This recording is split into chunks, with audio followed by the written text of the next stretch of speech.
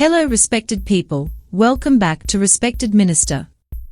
Today, we are diving into the public response to a tweet from Sky News Australia, where Peter Dutton criticises Labor's renewables plan and argues that Australia will not achieve net zero emissions by 2050 unless nuclear power is utilised. This statement has generated a variety of reactions, with opinions ranging from outright dismissal to calls for more detail. Let's explore these responses and what they could mean for Australia's future energy policy.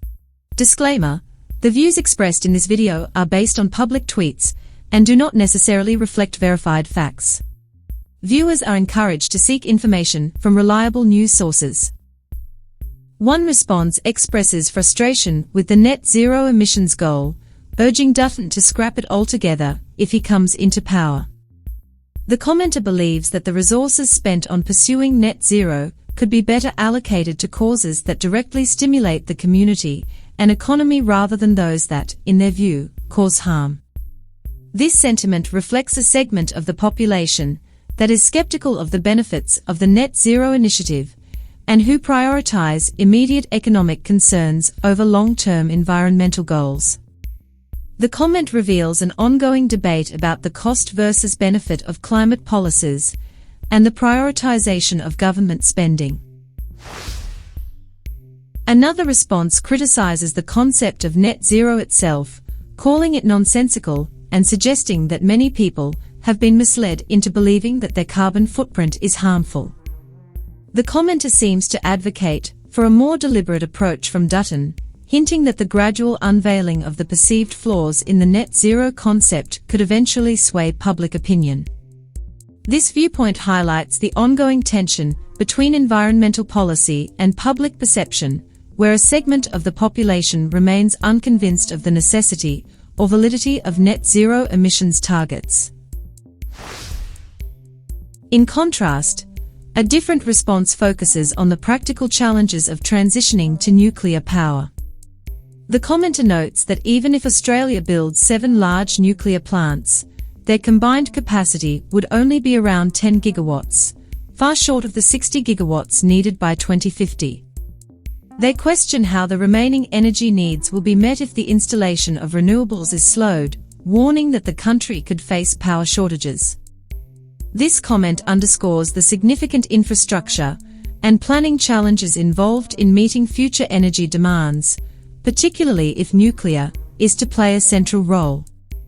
It also suggests that a balanced approach, incorporating both nuclear and renewables, might be necessary to avoid potential energy crises. Another commenter emphasizes the importance of energy storage solutions, such as batteries, over nuclear power.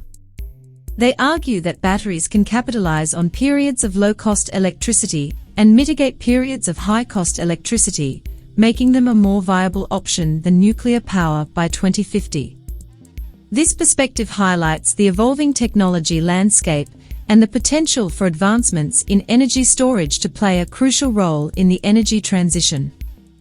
It also raises questions about the comparative efficiency and cost-effectiveness of different energy solutions in the long term.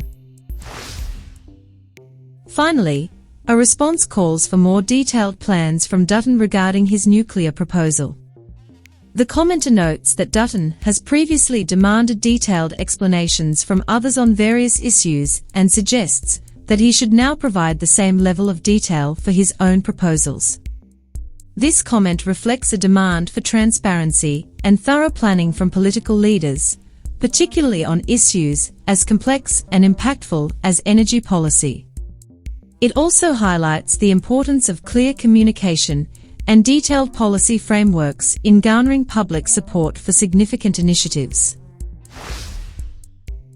In conclusion, Peter Dutton's remarks on the need for nuclear energy to achieve net zero by 2050 have sparked a wide range of reactions, from outright opposition to calls for more detailed planning. As Australia navigates its energy future, these discussions underscore the complexity and diversity of opinions on how best to balance environmental goals with economic realities. We'd love to hear your thoughts on this issue. so be sure to share your views in the comments below. And don't forget to like, share, and subscribe to Respected Minister for more in-depth discussions on Australia's political landscape.